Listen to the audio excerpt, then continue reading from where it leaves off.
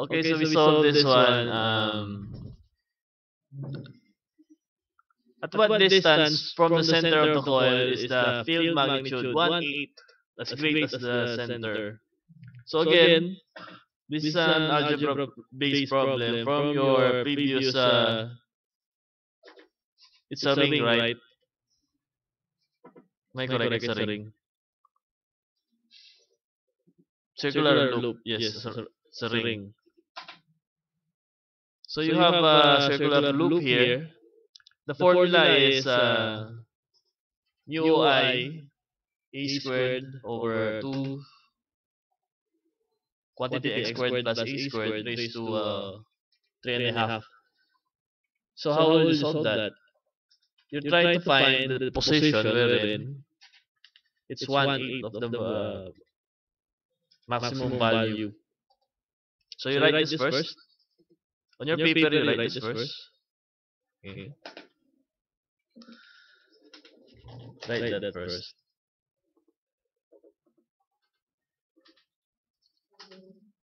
So that on that axis, at what distance from the center is the field magnitude 1/8? So all you need to do is, in the right side, you write an equality and 1/8 of the maximum value.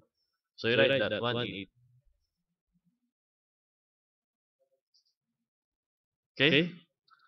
You write 1/8 of the maximum value. Where do you think the maximum value is? This is your function. Oh, okay. Answered by Gabs, it's x equals 0. Okay? So from there, you try to solve what's the value of x.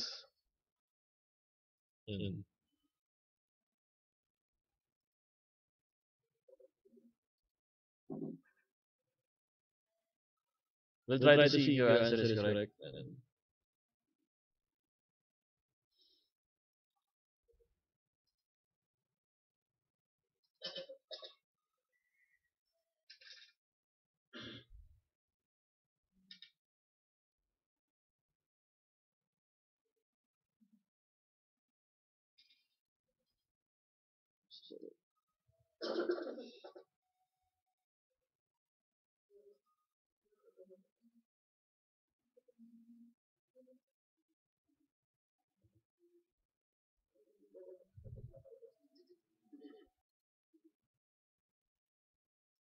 So guys, the answer is square root of 3a. Were you able to get that?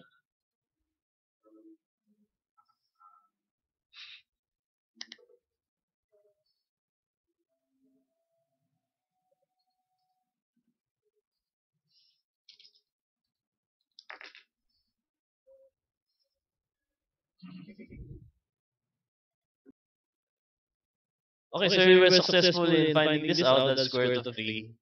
Okay.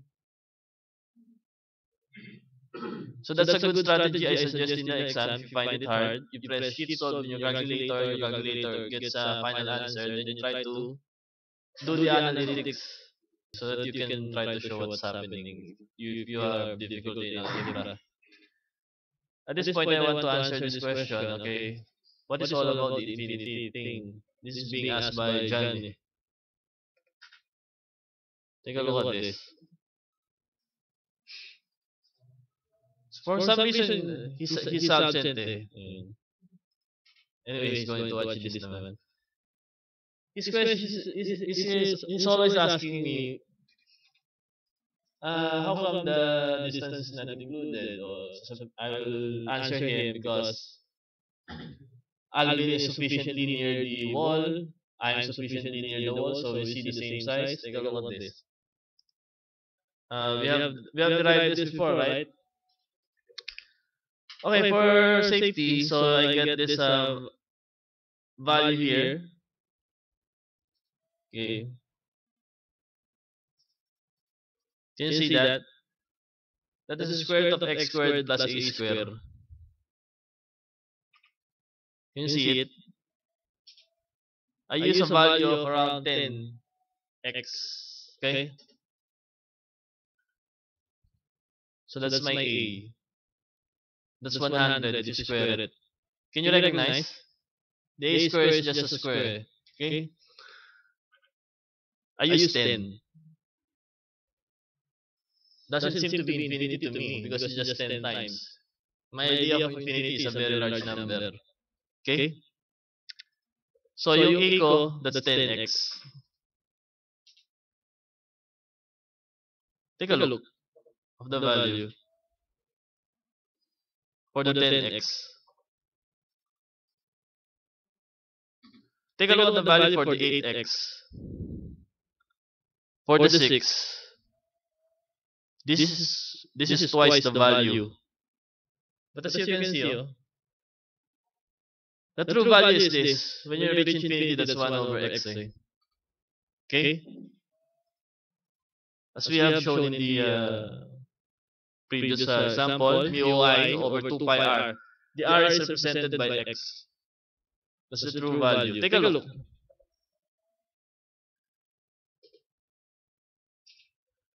The graph is almost identical. Okay? There's almost no difference. Extreme cases, twice the value. That doesn't seem to be infinity, diba? Pero it's still the same. Okay? How about for the 43 class?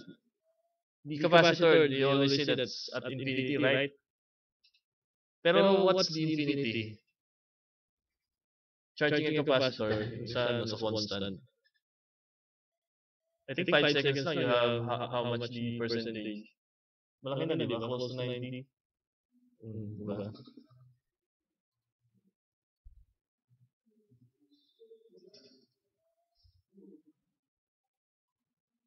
So yun lang, be careful of the word infinity.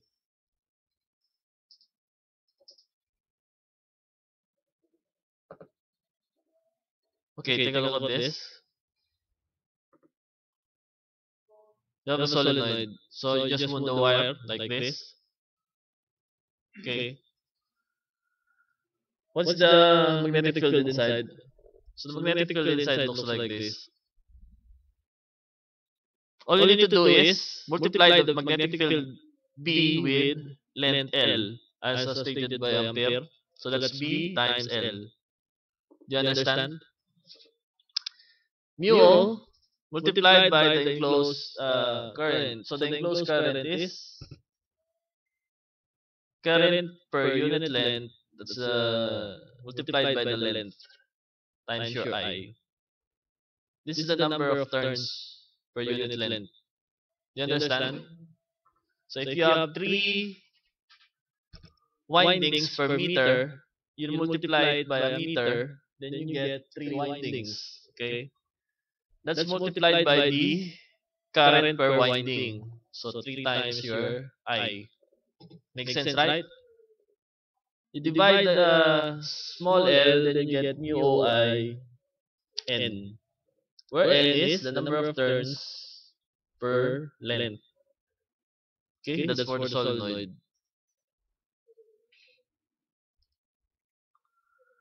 Okay, so what if you close the solenoid, you form a donut shape like this. Can you imagine? That's a toroid, okay. So it's circular, so the length in which your magnetic field circulates is 2 pi r. So that's your B, and the effective length is 2 pi r because it's circular. You equate it to mu O. What's the total current? Number of turns times I. Okay? Yun lang. Very simple. So you have mu O and I over 2 pi r. Do you understand? If you try to compare it with your, just memorize the formula.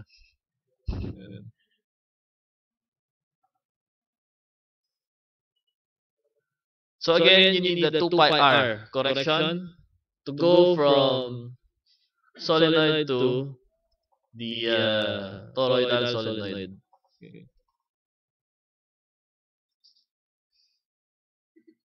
How about for a loop of while? The loop of while is, the formula is mu I over 2R. So, the correction factor is n over pi. Okay, if you try to compare these two. So again, for your sake, I just have a summary of the formula and just memorize everything. Or just write it down for the exam. You have a cheat sheet. Okay. These are the common formulas that we will have. If you write all of those, you will get the middle part, because the middle part is just an equilibrium. At what point is the magnetic field 0? At what point is the electric field equivalent to 1/16 of the highest value?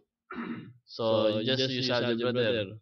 Find the correct formula, then write the correct what equation relating the magnitude at the corresponding point, whether it is 0, 1/16, tapos then try to solve using algebra. Okay, take a look. Take a look at this one. You have this wire, you bent it. Okay. What is the magnitude at point P?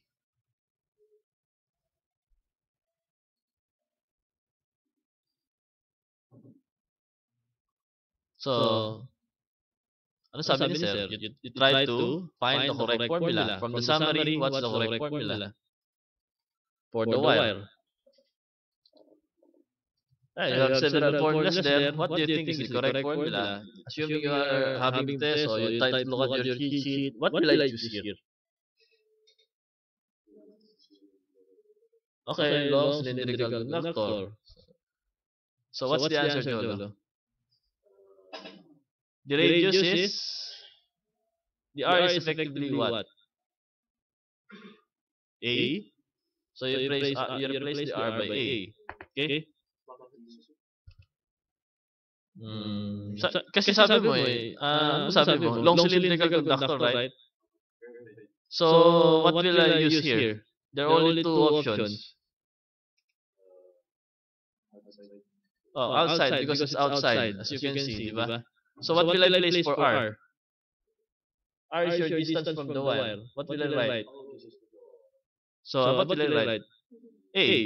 So, what's the answer now?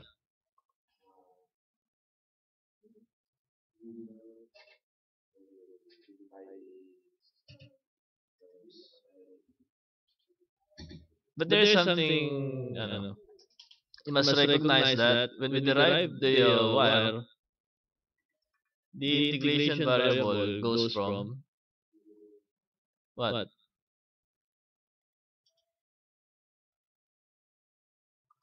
The integration goes from negative A to A. Right? Am I correct? But this time, your integration goes to, without ever doing the integration, of course, I don't want to integrate anymore because I have the final result in my cheat sheet. What is the integration?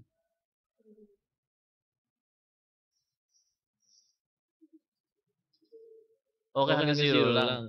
Right? So what will I do? Logical guess is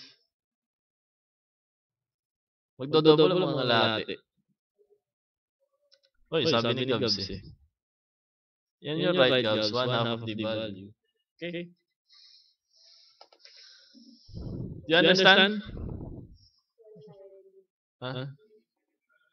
Do it na kayo. Do you understand ba? Without ever doing the integration and all of those stuff, you select the correct R, and it's a wire. Then your R is, of course, that's your A. And then, there's some correction factor to it because, as Gab has noticed, the integration doesn't go from negative A to A. Diba? Clear? Without ever doing the integration, kasi you'll do the same process. But of course, if the integration limits of integration are half, then you get half the value, of course. As you have experience in mathematics. Next. Okay, what's this?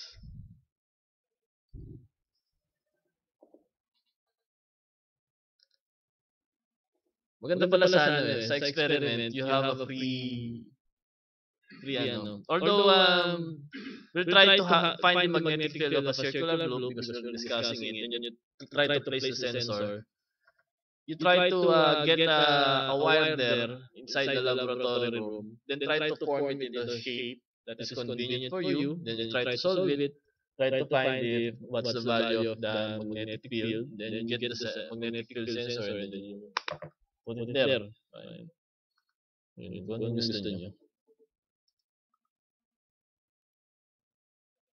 Yan. So, have you read this? Assume that the current is uniform over the cross-section of the conductor.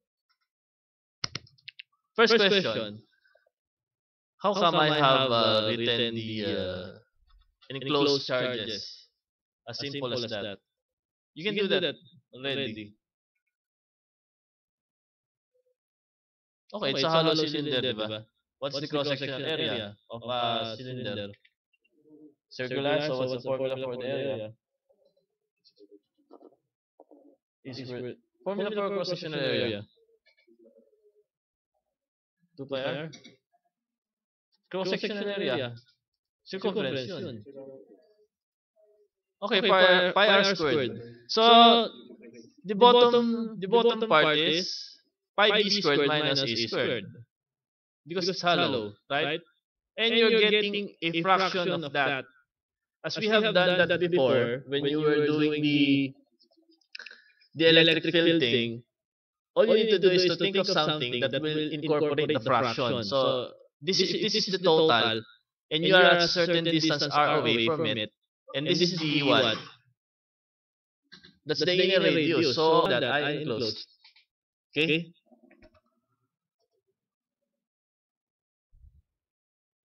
Yan. So what will you do now? You use your Ampere's law. Magnetic field B multiplied by the length. But the length in which the magnetic field circulates is circular because it's a hollow cylinder. So you have multiplied with 2 pi r, and the enclosed charges is mu o I multiplied by this ratio. Okay? Mu o I multiplied by small r squared minus a squared.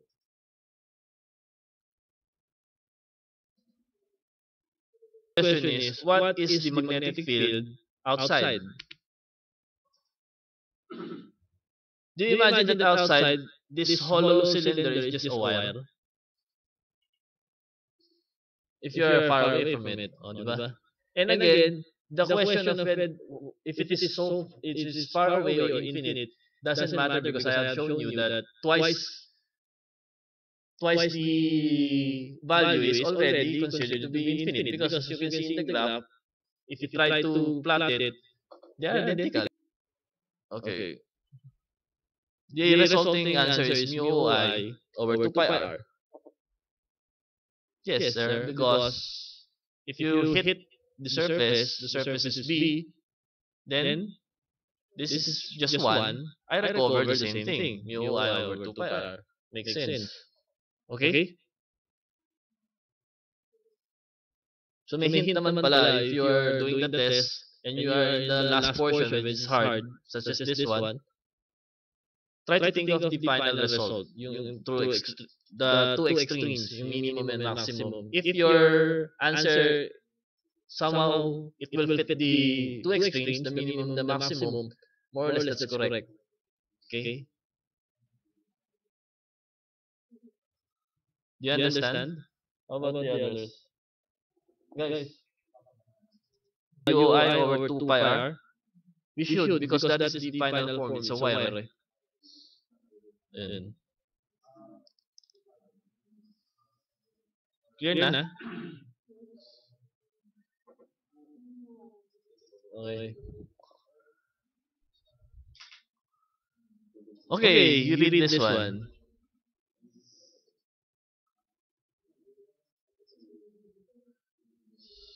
It's a very long discussion, but it's the same thing with your electric field problem. The only difference is,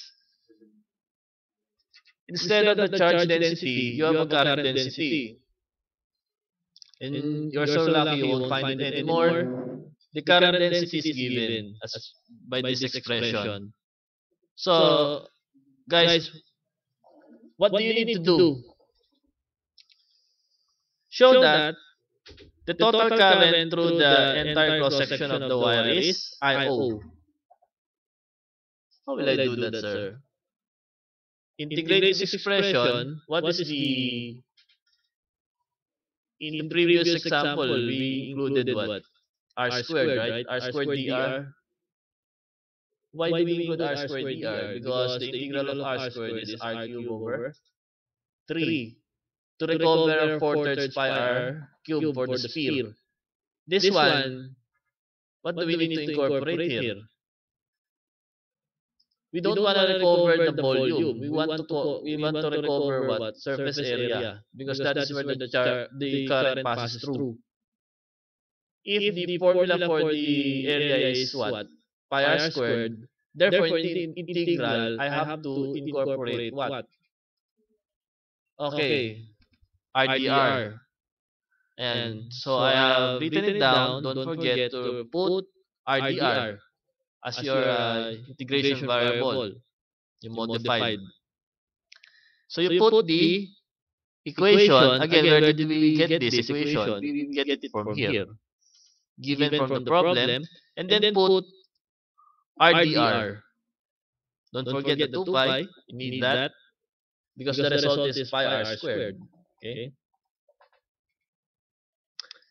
Can you try to show that that is IO? It means that the total charge passing through is just I, as measured by your multimeter. If you measure a current of 1 ampere, then you measure that's total 1 ampere. Yan.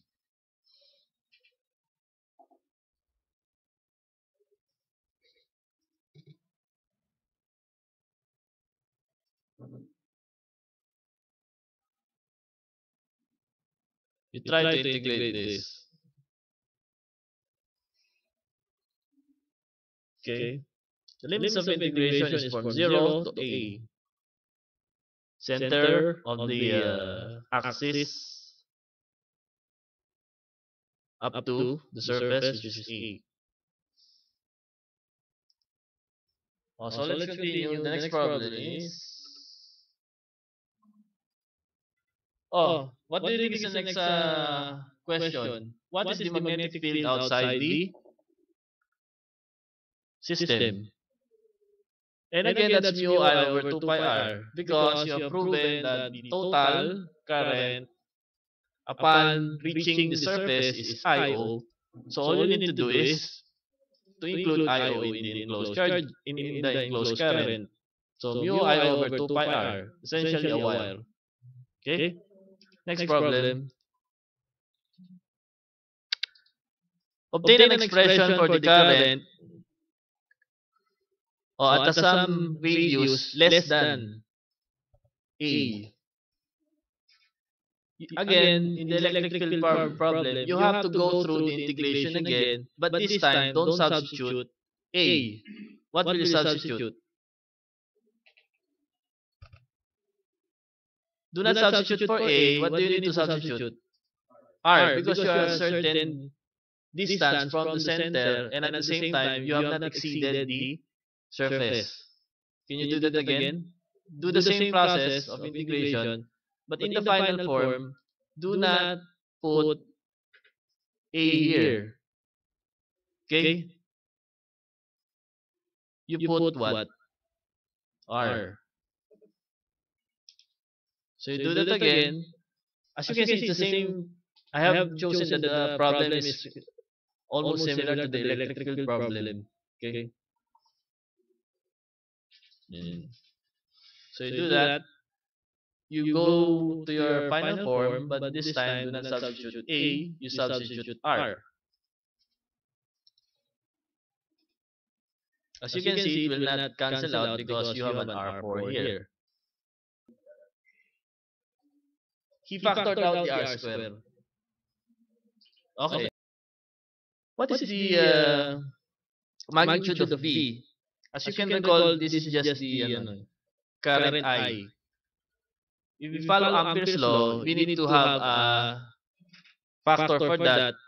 We get that from multiplying the magnetic field B and the line in which the magnetic field B circulates, which is 2 pi r because of symmetry.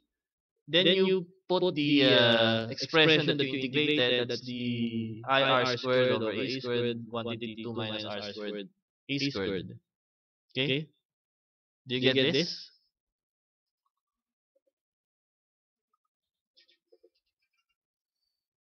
Yes, you get that. That's the final expression.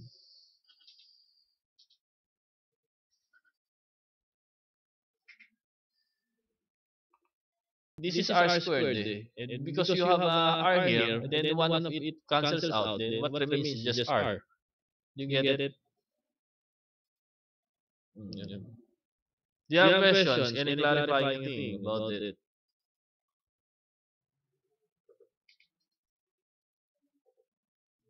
43, you have question ba? Wala? Guys, Nika, you have question? Okay, we have a setup like this. Actually, this is the thing that you see in the experiment. I don't know which hand that is. There are two rings there. He placed the magnetic field sensor at the center. Then he got a value there. Then my instruction is try to verify, try to compute what's the value there. Then with luck, they're the same. Yan. Yung experimental and calculated. Okay, you read this first. Actually, if you try to read everything, he just wants to find the magnetic field at the center of these two rings. Okay? So how do we do that? Okay. If you are in the exam, you want to find the correct formula, you look at your cheat sheet. What is the logical formula that you will find for this? This is a ring. Then might as well use a circular loop. And I have written it down for you. As mentioned by Gabs, you put A over 2 there because that's the logical distance from the coils. And as mentioned by Miss Lauren, the two coils reinforce each other. So add it to itself or just multiply it by 2. You'll get the final answer.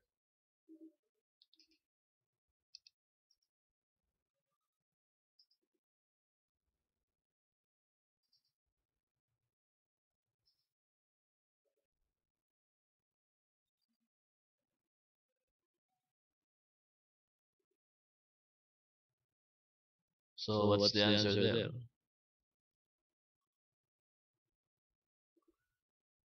Try to show that that is 4/5 raised to 3.5 mu n I over A. As you can see, that's correct. Incorporate A over 2 and then add it to itself or just multiply it by 2. They're identical.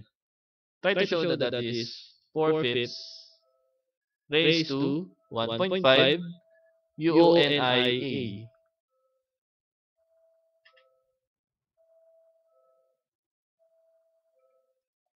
I'll cover it first so that you'll do the algebra. So all you need to do is what? You take the distance of the point P. Just a review. And from the illustration, as Gabina told us, it's halfway in between. So all you need to do is substitute for what? A over 2. The other one is negative A over 2. Or halfway in between. And I think Gwen told us that the field reinforces at the center, so you add them. And that's it. With a little algebra, you'll get 4 over 5 raised to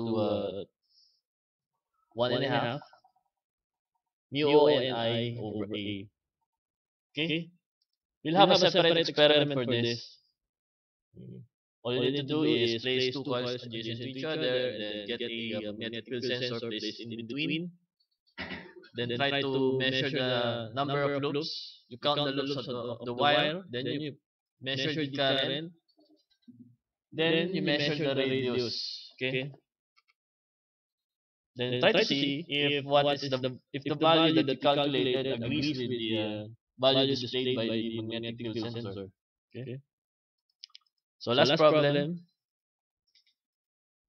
That's the hardest that I could find. That's 28.88. Okay. If you have solved, usually I don't give the homework. The homework is for you to do 15 problems per chapter. Gauss law, BU support, and Ampere's law. So that's a total of 45. Okay. If you solve, if you have fully understand numbers that are near 100, then congratulations, you'll get a perfect score in the test because that's hard enough. Okay. So you have this loop of wire. Okay. Normally I won't ask this. This is too hard.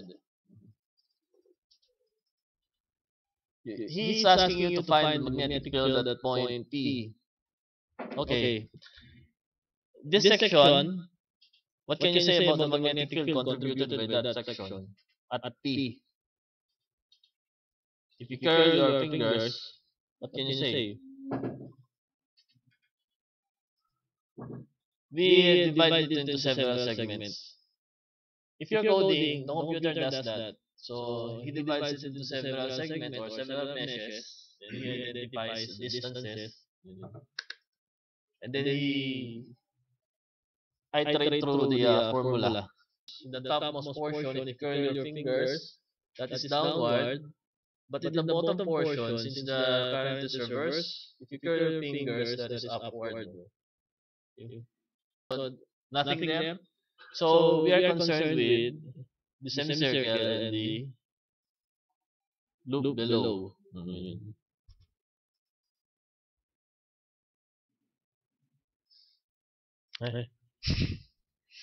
Okay, first one. X.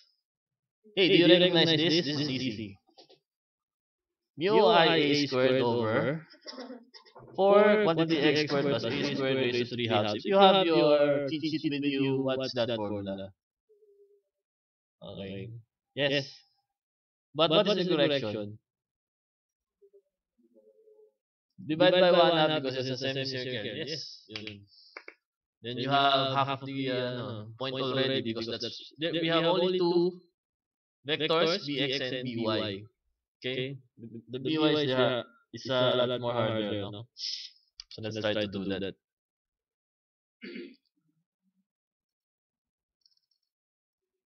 Okay. Take a look here.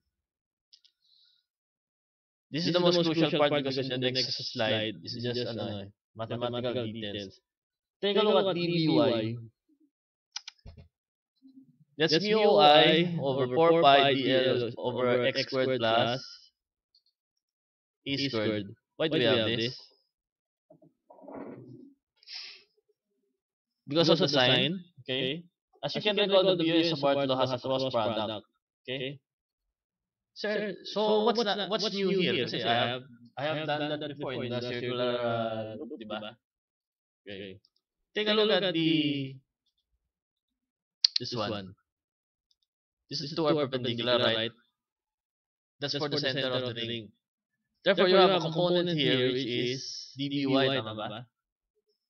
Standing up. But if you try to consider points here in the loop, the dby also stands up kasi you are what? Adding up in the y direction. But what can you say about the relative height of dby? as you move to the left and to the right. Okay, that's correct. So that's the most crucial thing for you to recognize. That's what sign 5. This one.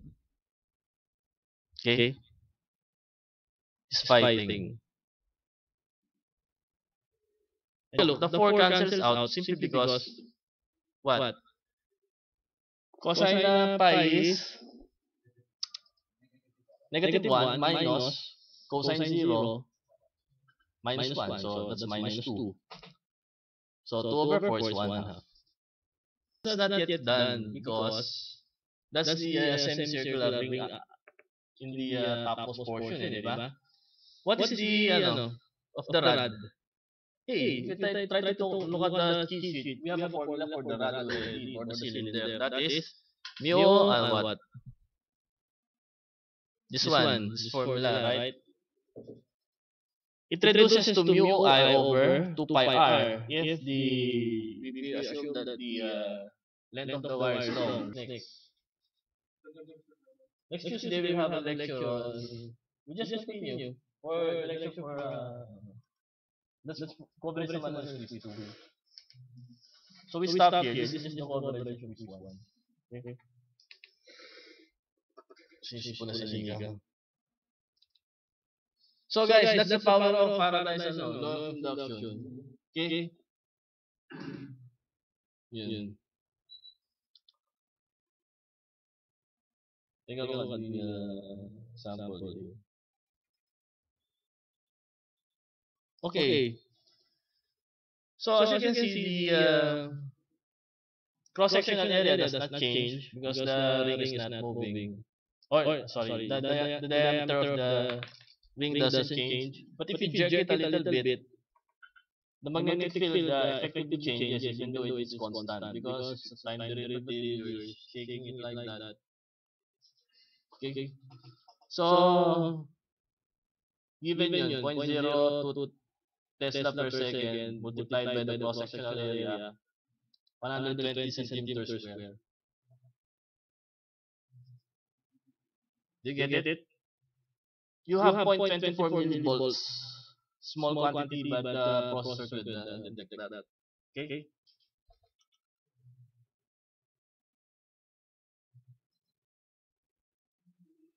Okay, let's try to understand the convention. If your area A of the ring is upward and your magnetic field B is increasing, this is the first situation, your fingers is curling, but the direction of your EMF generated is opposite, simply because Faraday has written a negative sign. Okay? Opposite. Okay. How about for this one? The magnetic field is decreasing. And if you curl your fingers, it is really in the direction of the what? EMF generated. Hey, why is that? If it is decreasing, that means that the slope or the change is negative, multiplied by a negative, gives you positive. Therefore, your fingers points in the correct direction. Okay ba? How about let's see? Well, it is increasing, and if you curl your fingers, hey, why is it in the same direction with E? Should be negative because of the negative sign, but it's in the same direction. Because the angle is greater than 90, they are opposite to each other. Naintindihan? So, effectively, negative times a negative. Okay? How about here? Your B is decreasing, so the value of that is negative. Okay? And if you multiply to the negative of Faraday's law, it becomes positive. Sir, how come the EMF is opposite? because the area and the magnetic field B is opposite. Sundan? So you multiply it 3 times. Because of the opposite thing, it's negative. Because it's decreasing, it's negative again, so that's positive. But there's a negative outside the Faraday's law. Yun. The total is a negative. Okay? Therefore, you have to master the sign thing. Maybe in the lab, you can experiment with your fingers and try to see if that's correct. As experienced by Faraday. Okay? Guys, when I was at the mall, last 2 years ago, there's a charcoal displayed, and I have taken a picture of that. Okay. Now there's a very useful part there. This part. Can you see? Guess what? What's inside? It looks like copper coils. Yes, very good. That's an alternator. So if in Faraday's law you can generate voltage, then what do you think does the alternator do? It charges your battery. Without that, if you turn your lights on for several minutes, the light will dim out. Okay? Until it goes dead. You have no alternator. You have nothing to charge it. Okay? But if that is on, no problem. You just turn your light overnight, but the engine is running. No problem. It supplies the current. Okay? So that's the alternator. It's coupled to your engine. Okay?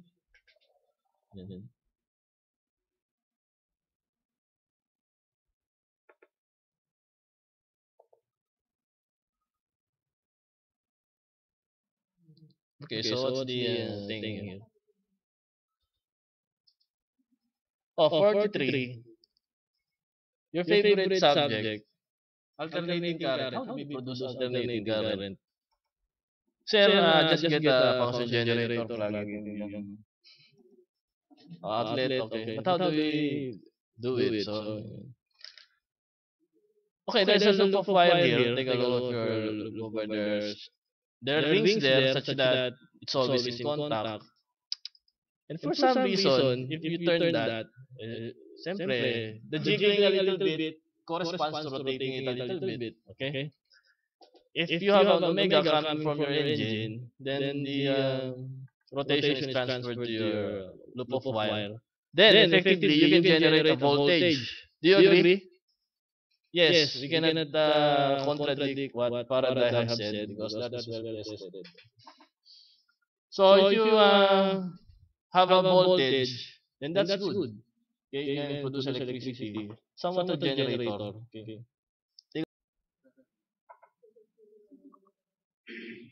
Okay, so what can you say about the flux? What can you say about the flux here? Well, they're in the same direction. So, what's the flux? The flux is maximum, okay? All of the magnetic field passes through. Na imagine? But as you turn it here, oh, there's nothing passing through it. Okay, so that's zero. Tama ba? But as you turn it again,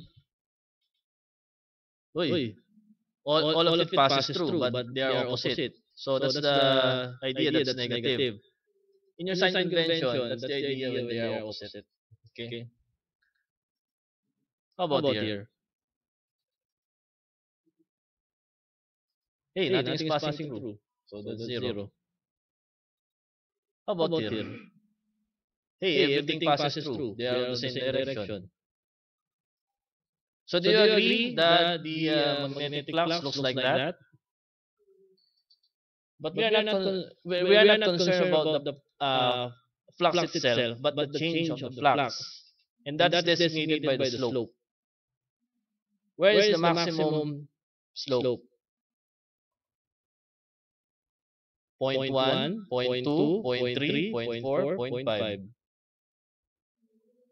Maximum slope is 0.1, 0.2, 0.3, 0.4, 0.5.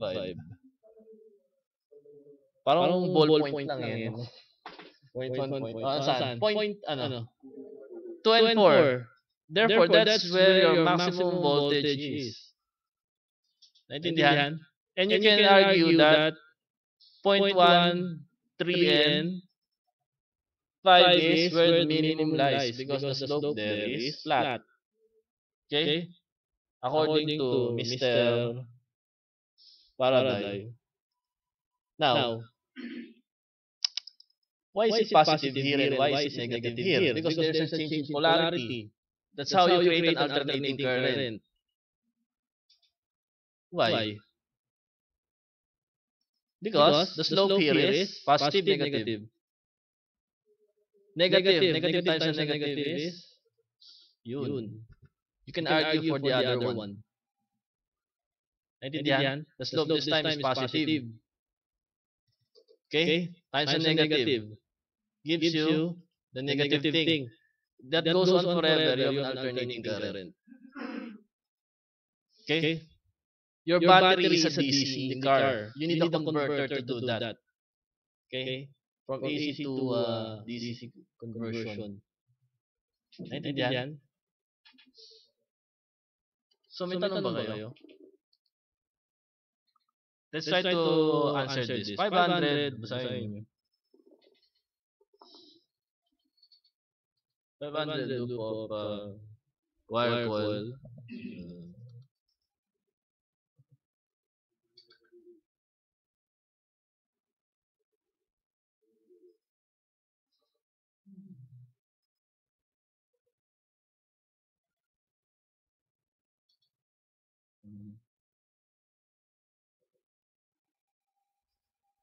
Read it first. Okay, so first question. What's this? What's that? That's your Faraday's law of induction. Okay. Now, what is the change in flux? That's B times your cross-sectional area A. Don't forget the cosine because it's a dot product. Okay. Effectively, your A is constant because the radius or the diameter of your coil doesn't change. Since it is rotating, the magnetic field is effectively changing per unit time, diba? Because of the rotation. May tanong ba? In your calculator, can you supply the value and then just to try to see if you get 0.435 volts.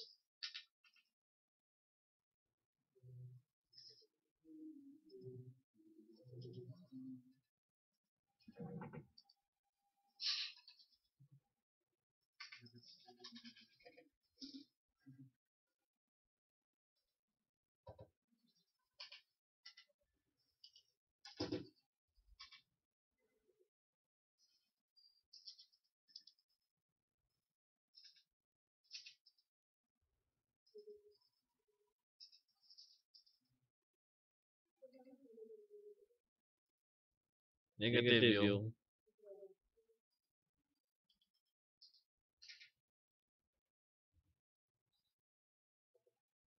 because of the negative here.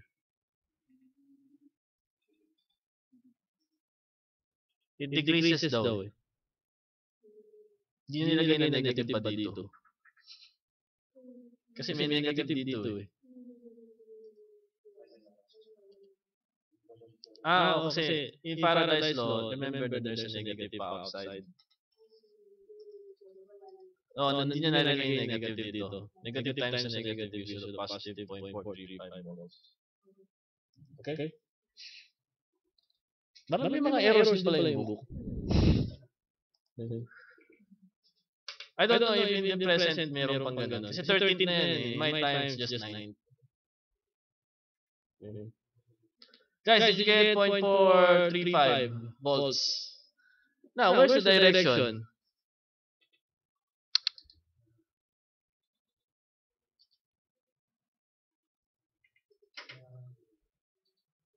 So, where's the direction? If I try to take a look here, if I put myself here on the topmost portion, this is, what do I see in the EMF? Where's the positive and where's the negative side? Top or bottom? Ha? Asan ang plus? Top or bottom? Well, if you curl your fingers, okay? So, yun. It is decreasing. So, a negative times a negative means that my fingers curl in the proper direction, right? Naintindihan? Kasi sabi ni Faraday, negative daw of the flux. But your flux is decreasing. So, a negative times a negative is in the same direction as my fingers. So, if I try to take a look here, then what do I see? Clockwise counter. Clockwise. If you try to transfer that here in this direction, where's the positive now? Your charges flow from high to low, positive to negative, and it's clockwise. So where's the part that is positive? Top or bottom? Clockwise. So it comes from the what? Positive side going to the negative side. So where's the positive now? Top or bottom? Top. Kasi clockwise Diba? Positive going to the negative. Hey, did you get it?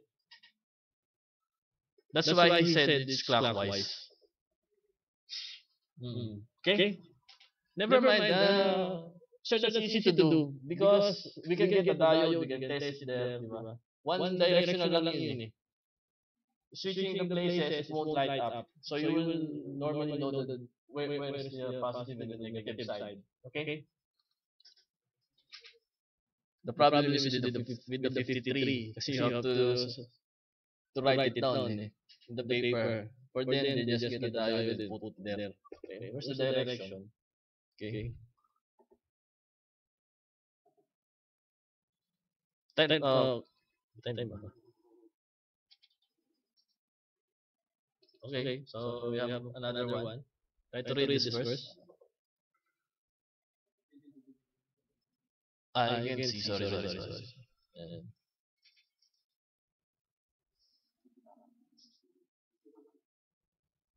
Try to read this first.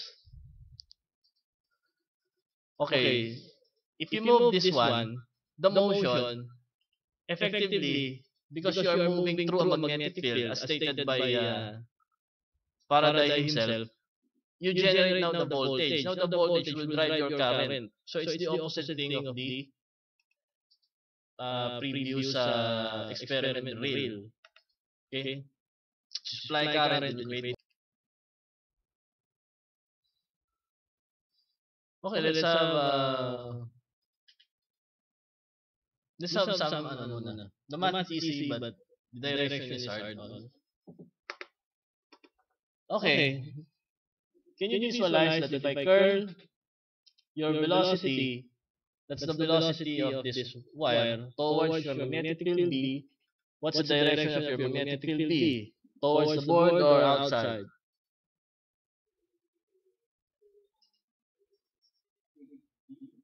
V, that's the velocity of your rod in the rail thing. It's moving towards the right, so your velocity is there. If I try to curl that towards your magnetic field B, can you imagine? Where does the force, what? Where do you see the force? It's pointed. Huh? Ano? If I curl my B towards my... Why am I curling? Kasi nga, what? The force is what? Proportional to the cross product of the velocity and magnetic field B. Okay, try to curl it. Where is my force? Uh-huh. Hmm? No, it's not leftwards. This is my velocity. I try to curl that towards my magnetic field B, which is towards the board. Okay. As stated by Cholo, that's upward. Very good. Did everyone saw that? Yes.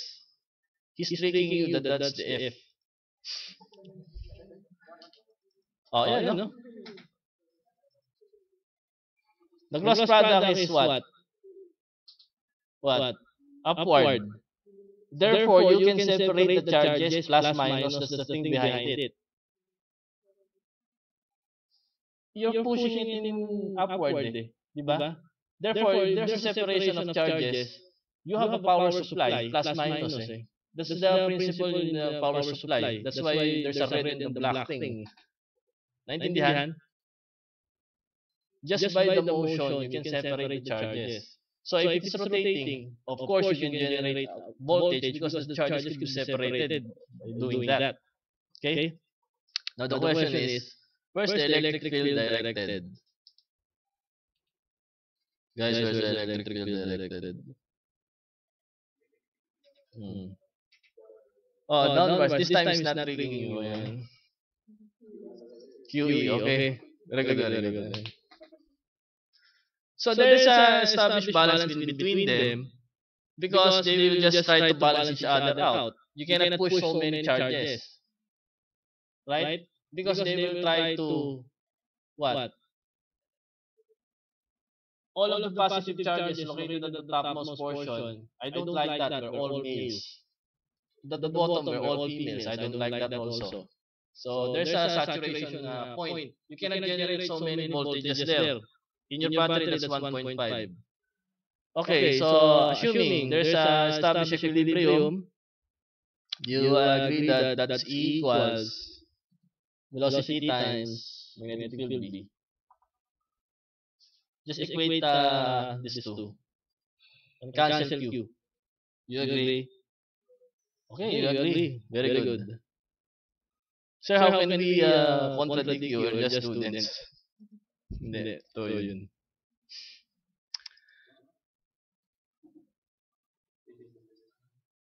What part?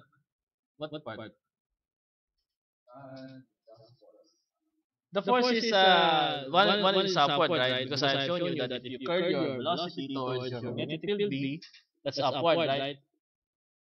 Oh, so that's no problem. Where's the electric field? Downward because it's from positive to negative. And I have shown you before that the force is Q times E, right? You equate the two, cancel Q. What do you get? Oh, yeah. Okay. Understood? 43. You understand? Bakit ba kasi pinaka-complex pang line eh? You just have a power source. There's a voltage source. You just plug it in. Okay, so your voltage is what? E times distance. Do you agree? In our experiments in the oscillating thing, if you try to move the what? If you try to move the distance or the separation in between the plates, you'll see that what? There's something your electric field weakens. So it's what? Distance dependent.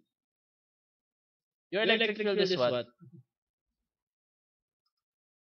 V times D. Velocity times magnetic field B. Right?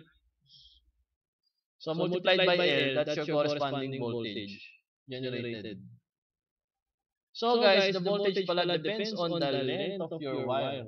Longer wire means higher voltage. That's why you try to, in your alternator, you see that there are copper coils there. The only way to prolong the wire is to twist it, curl it there, so that it's more compact. Gets? And also has something to do with the velocity. So more torque coming from your engine creates that velocity faster the higher the voltage. Therefore, your voltage generator there is quite varying. You must have a regulator. Kasi you have to supply a charge to the battery that's around 12 volts. May electronics dun or to regulate the voltage that's being charged. We'll stop there. Anyway, the rest is substitution. Okay.